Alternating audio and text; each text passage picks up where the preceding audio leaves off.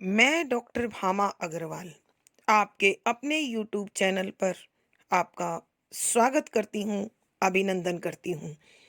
आइए प्यारे बच्चों, आज हम राष्ट्र कवि रामधारी सिंह दिनकर द्वारा रचित कुरुक्षेत्र नामक प्रबंध काव्य का अध्ययन आरंभ करते हैं। यह प्रबंध काव्य 7 सर्ग में विभाजित है और हम आज उसके चौथे सर्ग का अध्ययन करेंगे।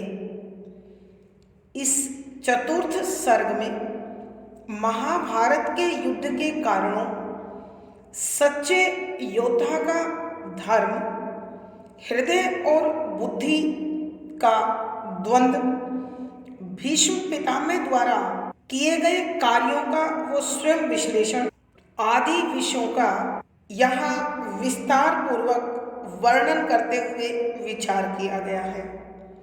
महाभारत के युद्ध के पश्चात जब युधिष्ठिर भीषण नरसंहार को देखकर पश्चाताप और ग्लानि से भर उठते हैं तो अपने शोक का निवारण करने भीष्म पितामह के पास पहुंचते हैं। तो यहाँ भीष्म पितामह उसके मन को ढाढ़स बंधाते हुए, उसे समझाते हुए कहते हैं कि यह महाभारत का युद्ध केवल तुम्हारी महत्वाकांक्षा या सपने की पूर्ति नहीं है।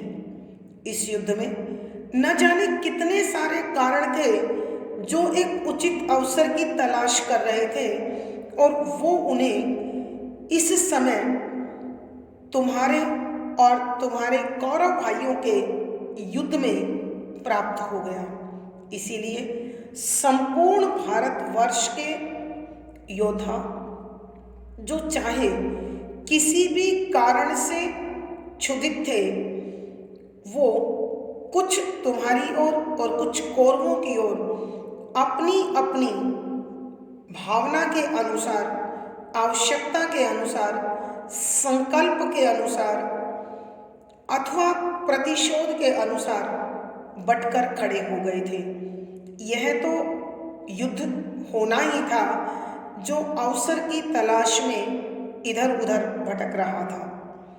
यहाँ इस सर्ग के अंतर्गत इसीलिए भीष्म पितामह युधिष्ठिर को समझाते हुए कहते हैं कि युधिष्ठिर, स्वत्व यानी अपने अधिकार की खोज करना पाप नहीं है। पाप वह होता है जो दूसरों का हक छीनता है, अन्याय, अनीति और अत्याचार का अनुकरण करता है अथवा चुपचाप उसे कोई सहता चला जाता है। मनुष्य स्वभाव से शांति प्रिय है।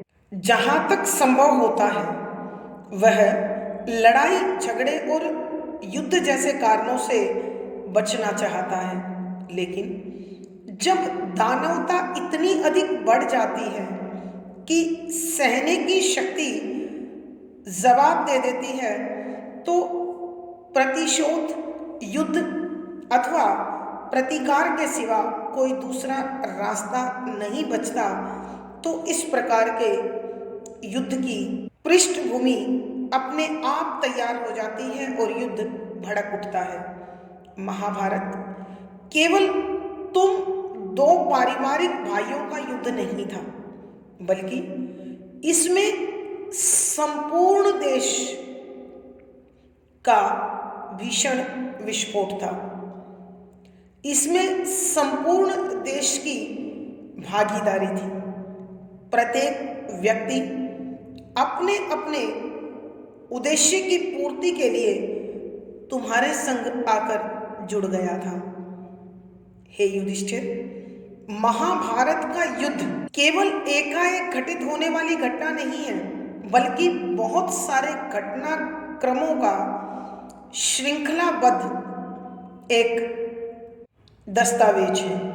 महाभारत का बीज तो उसी दिन पड़ गया था जिस दिन रंगभूमि में अर्जुन ने अपनी धनुर्विद्या का चमत्कार दिखाया था और दुर्योधन उसे सहन नहीं कर पाया था। फिर न जाने कितनी घटनाएं इस प्रकार घटती चली गई जो आग में घी का कार्य करती रही, और द्रौपदी के चीरहरण ने तो इस अग्नि को और अधिक भड़का दिया। यह दुर्घटना तो पूरे कुरुवंश के लिए, पूरे खानदान के लिए बड़ा अपमानजनक विषय है। हे युधिष्ठिर, उस घटना का विरोध हमारे द्वारा न कर पाना भी हमारे लिए बहुत बड़ी हार है। मैं आज भी समझता हूँ कि उसका विरोध न करके मैंने अपने ही वीरत्व पर, अपने ही शौर्य पर, अपने ही पुरुषार्थ पर एक कलंक लगा दिया जिसे कभी धोया नहीं जा सकता। भीष्म पितामह शूरता का धर्म समझाते हुए युधिष्ठिर को कहते हैं, एक सच्चा शूरवीर, एक सच्चा योद्धा वह होता है जो तलवार की तेज धार पर पांव रखकर मचलता है, जो दहकते हुए अंगारों पर निर्भय होकर चलता है, जो अपनी छाती पर प्रहार सहता है और हंसते हंसते जहर पी लेता है। वीर पुरुष वह है जिसकी वीरता, जिसका शौर्य हमेशा प्रज्वलित रहता है। यहाँ हृदयवाद और बुद्धि के द्वंद्व को भी बड़े सुंदर शब्दों में समझाते हुए कहते हैं कि अत्यधिक बुद्धि तर्क को जन्म देती है, कि जब जब मनुष्य बौद्धिकता को स्फूर्त हो जाता है, बौद्धिकता को समर्पित हो जाता है, वह कायर बन जाता है। क्योंकि न्याय अन्याय, नीति अनीति, पाप पुण्य पर वह तर्क की उस सीमा तक पहुंच जाता है कि धीरे धीरे करके उसका जोश, उसका शौर्य कुंठित होता चला जाता है। इसलिए वो समय पर कोई फैसला नहीं ले पाता और जीवन में अंत तक अपमान झेलता रहता है। इसलिए मानव को अपने मन की शांति के लिए, जीवन में सफलता के लिए हमेशा बुद्धि और हृदय में तालमेल बनाकर चलना चाहिए।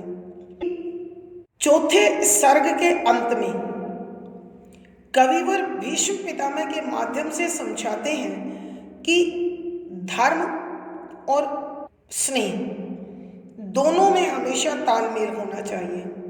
भीष्म पितामह अपने जीवन में इसी प्रकार का घटनाक्रम याद करते हुए बताते हैं कि मैं हमेशा कौरवों की सेवा करता रहा, क्योंकि हस्तिनापुर की गद्दी की रक्षा का मेरा संकल्प था।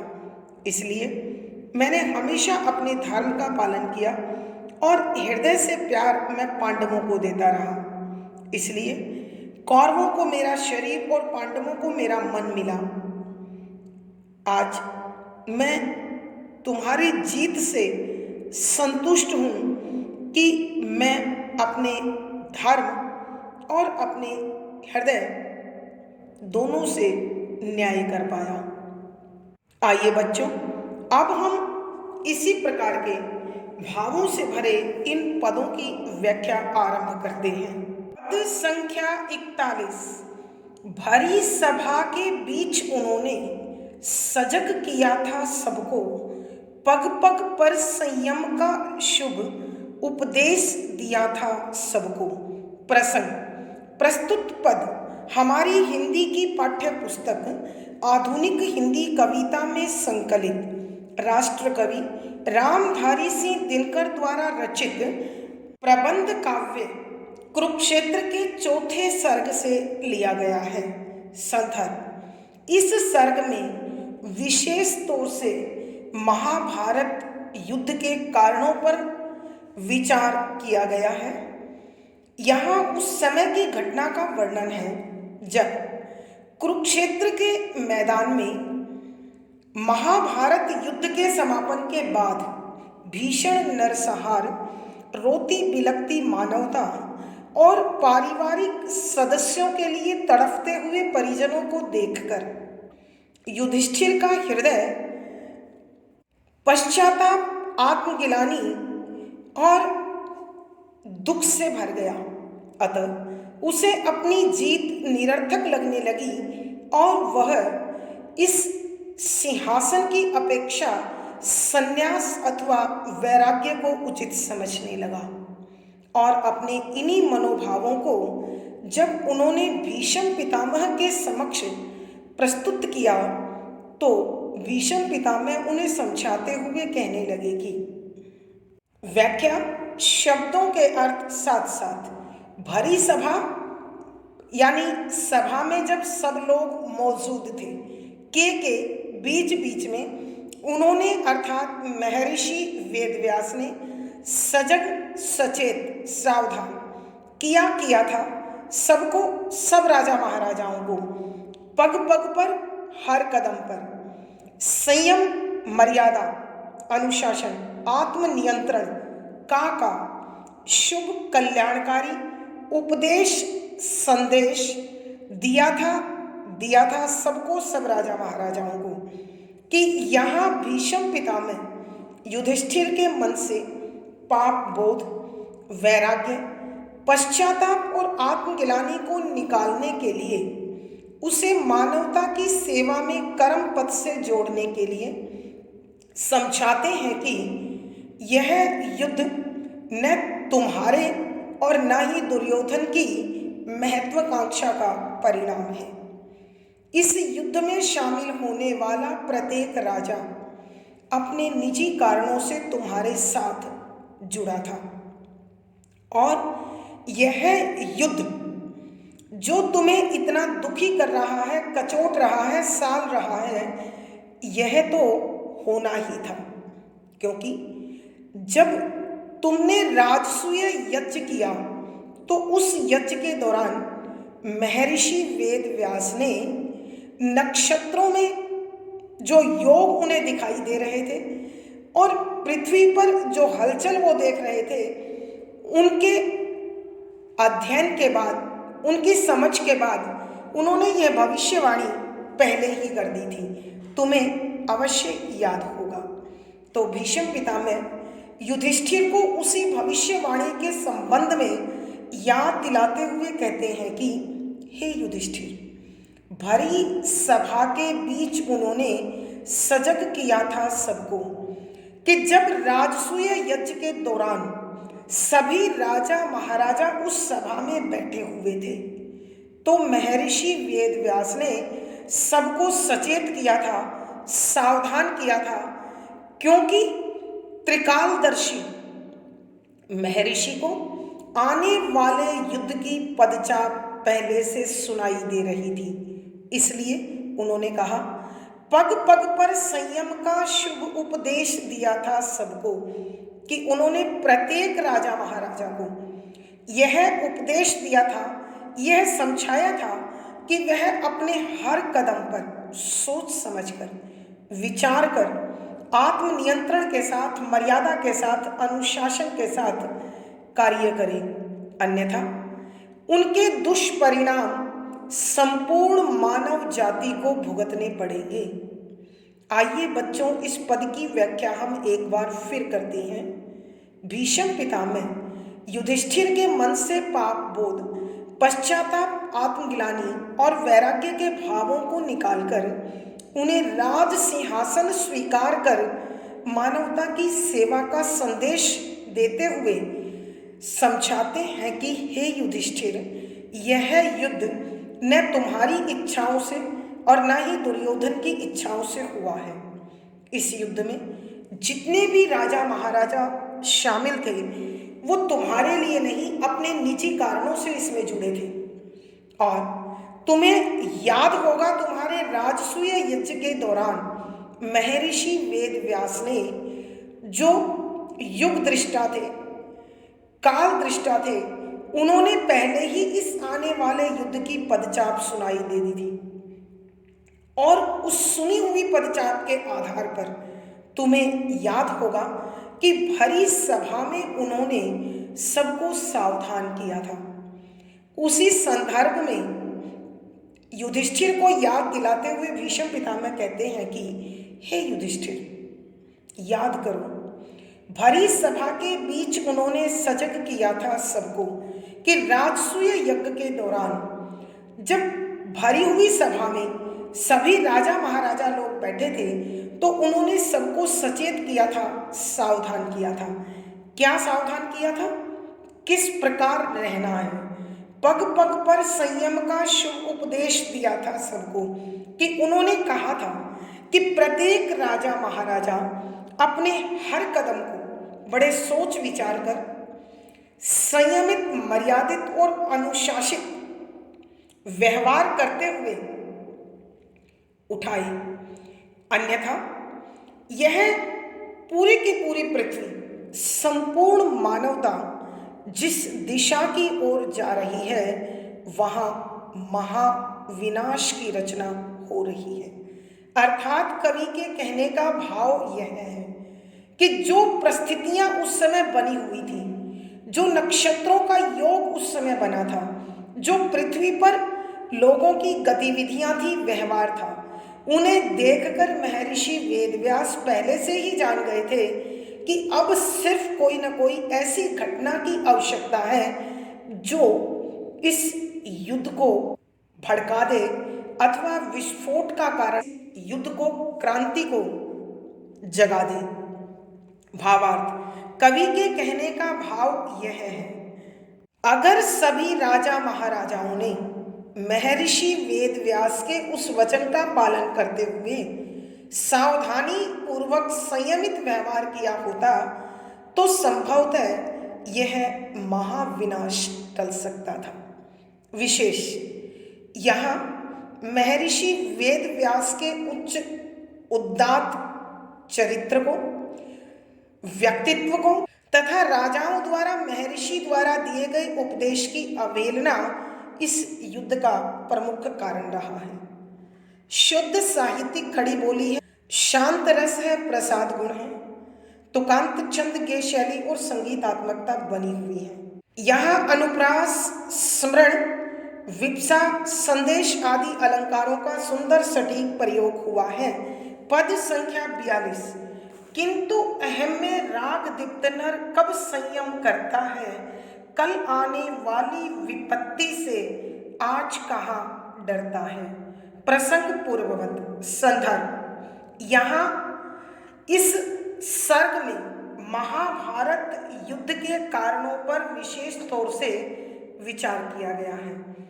इस समय उस घटना का उल्लेख है जब शर सैया पर लेटे हुए भीष्म पितामह के समक्ष प्रायश्चित भाव से भरे हुए अपने मन को युधिष्ठिर खोलकर रखते हैं, बताते हैं, तो भीष्म पितामह उन्हें पाप बोध से निकालने के लिए बताते हैं कि राजा महाराजाओं की संकीर्ण सोच तथा उनके द्वारा स्वतंत्र और उच्च श्रृंखल व्यवहार, मनमाना व्यवहार इस युद्ध का प्रमुख कारण बना।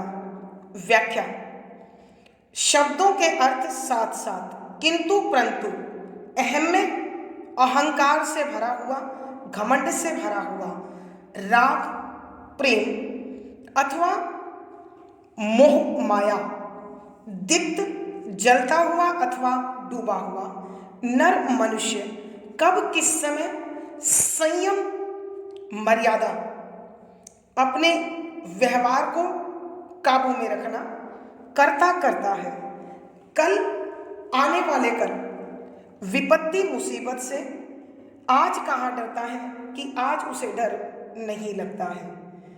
यहाँ भीष्म पितामह युधिष्ठिर के हृदय में समाये हुए प्रायश्चित भाव को निकालते हुए उसे वैराग्य से बाहर निकालने का प्रयास करते हुए मानवता की सेवा पर तत्पर करते हैं और समझाते हैं कि हे युधिष्ठिर, यह युद्ध तुम्हारी महत्वाकांक्षा का परिणाम नहीं है, बल्कि जितने लोग इसमें शामिल हुए वो तुम्हारी या दुर्योधन की सहायता के लिए नहीं, बल्कि अपने अपने प्रतिशोध को पूरा करने के लिए शामिल हुए। और महाभारत के युद्ध से पूर्व जब तुमने राजसूय यज्ञ को किया तो महर्षि वेद व्यास ने पहले ही इस महाविनाश के बारे में समझा दिया था।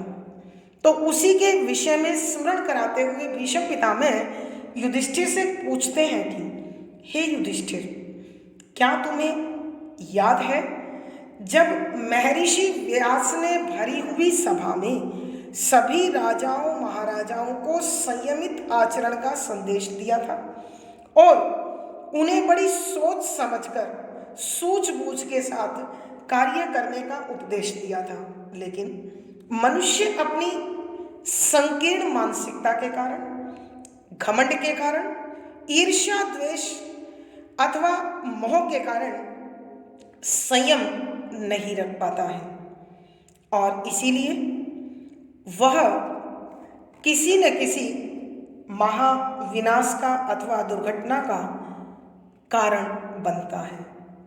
मनुष्य की मनोवृत्ति ही कुछ इस प्रकार की है, किंतु अहम में राग दीप्त नर कम संयम रखता है कि बेशक महर्षि वेद व्यास ने भरी हुई सभा में सभी राजा महाराजाओं को सावधान कर दिया और पहले ही होने वाली दुर्घटना के विषय में सचेत कर दिया, लेकिन हे युधिष्ठिर, अहंकार से भरा हुआ मानव, मोह माया से, ईर्ष्या द्वेष से, राग विराग से भरा हुआ मनुष्य भला कब अपने आप को मर्यादित रख पाता है, अनुशासित रख पाता है, संयमित रख पाता है।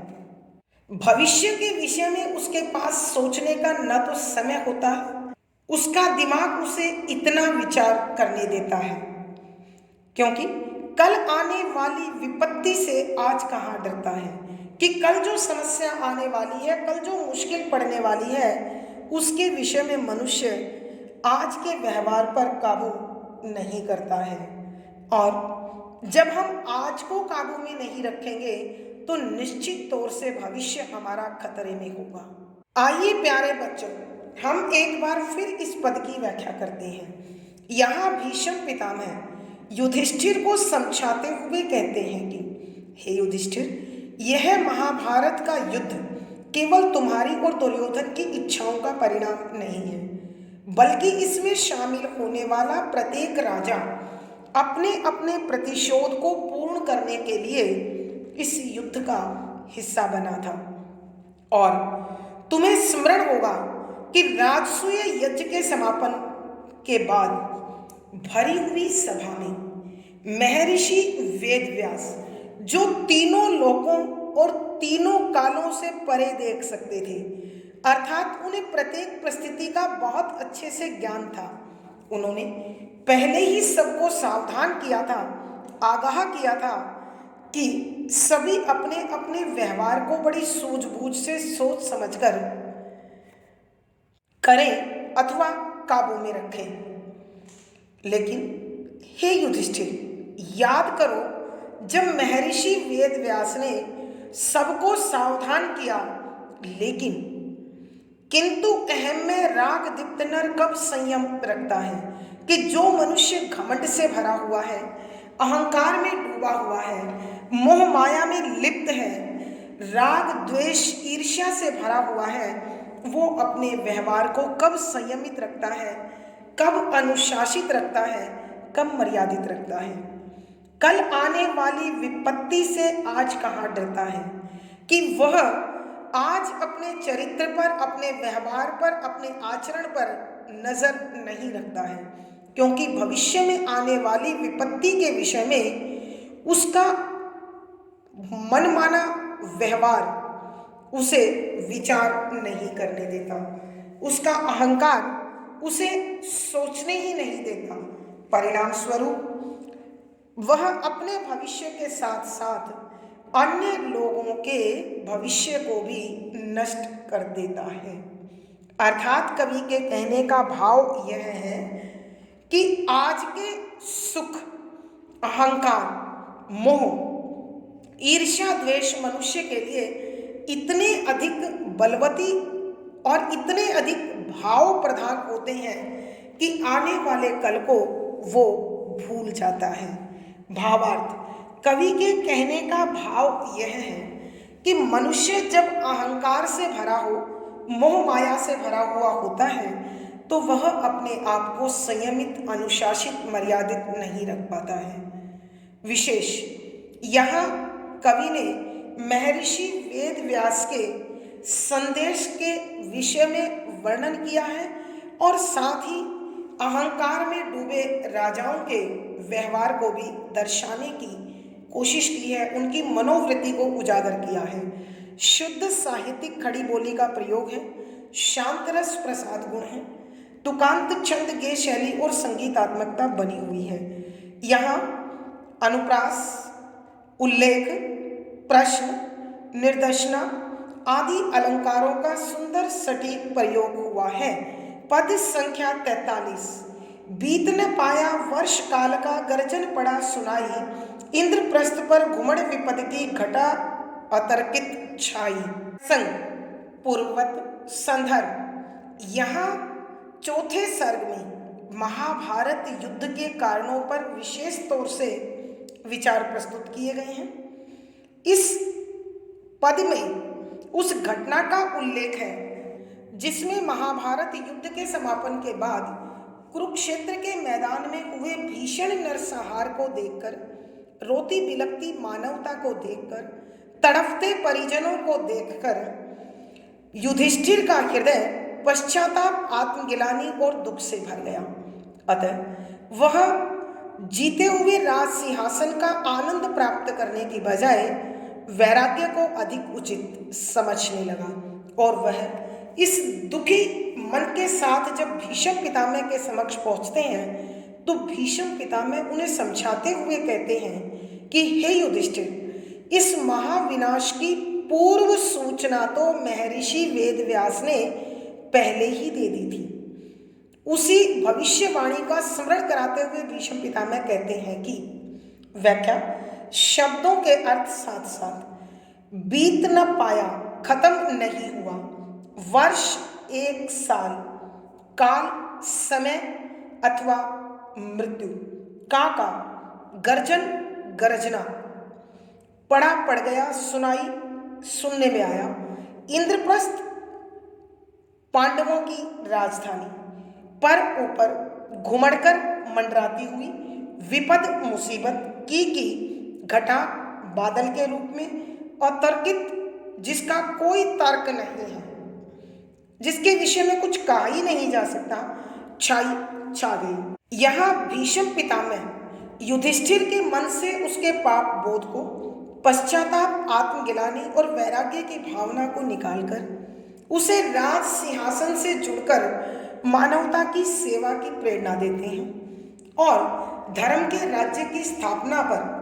बल देते हुए उन्हें उस पल की याद करवा रहे हैं जब राजसूय यज्ञ के अंत में महर्षि वेद व्यास ने इस महाविनाश के संबंध में पहले ही उन्हें सचेत कर दिया था, जागृत कर दिया था, सावधान कर दिया था। और उसी को याद दिलाते हुए कहते हैं कि हे युधिष्ठिर, याद करो, बीत न पाया वर्ष कि तुम्हारे राजसूय को समाप्त किए हुए या तुम्हारे राजसूय को समाप्त हुए अभी 1 वर्ष का समय भी नहीं बीता था। काल का गर्जन पड़ा सुनाई कि समय उमड़ता घुमड़ता हुआ तुम्हारी ओर अर्थात इंद्रप्रस्थ की ओर बढ़ने लगा।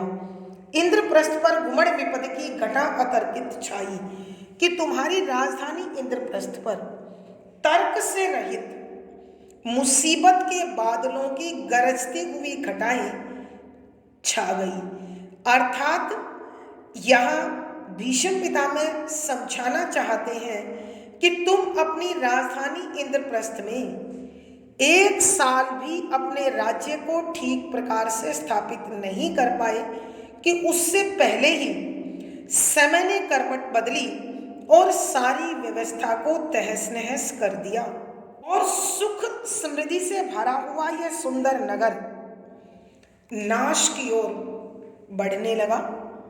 आइए बच्चों, एक बार फिर इस पद की व्याख्या करते हैं। यहाँ भीष्म पितामह युधिष्ठिर के मन से पाप बोध, पश्चाताप, आत्मगिलानी और वैराग्य के भावों को निकालकर उन्हें धर्म के पथ पर चलने का संदेश देते हैं और समझाते हुए कहते हैं कि हे युधिष्ठिर, इस युद्ध के महाविनाश पर तुम्हें इस प्रकार पश्चाताप करते हुए शोभा नहीं देता, क्योंकि इस युद्ध की तुम्हें पहले ही महर्षि वेद व्यास सूचना दे चुके थे कि तुम्हारे राजसूय यज्ञ के दौरान जब उसका समापन हुआ तो महर्षि ने सबको सावधान किया था, और तुम उस घटना को याद करो कि अभी इस राज्य की स्थापना को बीत न पाया वर्ष काल का गर्जन पड़ा सुनाई कि अभी पूरा सा इंद्रप्रस्थ को ठीक प्रकार बसे हुए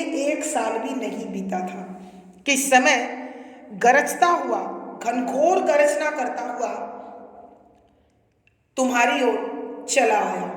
इंद्रप्रस्थ पर गुमड़ विपद की घटा अतर्कित छाई कि तुम्हारी राजधानी इंद्रप्रस्थ पर मुसीबत के बादल बिना किसी तर्क के, अर्थात जिसके विषय में कुछ नहीं कहा जा सकता, वो इंद्रप्रस्थ पर घनघोर गर्जना करते हुए छाने लगे। अर्थात कवि के कहने का भाव यह है कि पांडव अपनी राजधानी को 1 वर्ष भी ठीक प्रकार से संभाल नहीं पाए थे, राज्य नहीं कर पाए थे, व्यवस्था नहीं बना पाए थे कि पूरी की पूरी व्यवस्था तहस नहस हो गई और यह सुख समृद्धि और ऐश्वर्य से भरा हुआ नगर विनाश को प्राप्त होने के लिए उसकी कगार पर जा खड़ा हुआ। भावार्थ, कवि के कहने का भाव यह है कि पांडवों के प्रति जो अनेक राजा महाराजाओं के मन में ईर्ष्या और द्वेष की आग जल रही थी, वह तथा दुर्योधन के मन की ईर्ष्या ने 1 वर्ष भी उन्हें शांतिपूर्ण राज्य नहीं करने दिया। विशेष यहाँ पांडवों की राजधानी इंद्रप्रस्थ के विनाश के विषय में जो सूचना महर्षि वेदव्यास ने पहले ही दी थी, वह सत्य सिद्ध हुई और कोई भी उसे रोक नहीं पाया। शुद्ध साहित्यिक खड़ी बोली का प्रयोग है, शांत रस है, प्रसाद गुण है, तुकांत छंद गे शैली और संगीतात्मकता बनी हुई है। यहाँ अनुप्रास, स्मरण, रूपक आदि अलंकारों का सुंदर सटीक प्रयोग हुआ है। आज की कक्षा में प्यारे बच्चों इतना ही। अगली वीडियो में फिर मुलाकात होगी। पिछली वीडियो का लिंक डिस्क्रिप्शन बॉक्स में मिल जाएगा। आशा है पढ़ा गया विषय आपको समझ में आया है। अपने भाव व विचार कमेंट बॉक्स में लिखें। वीडियो को लाइक करें, शेयर करें और चैनल सब्सक्राइब करें। आपका दिन और जीवन मंगलमय हो, इसी शुभकामना के साथ आभार, धन्यवाद।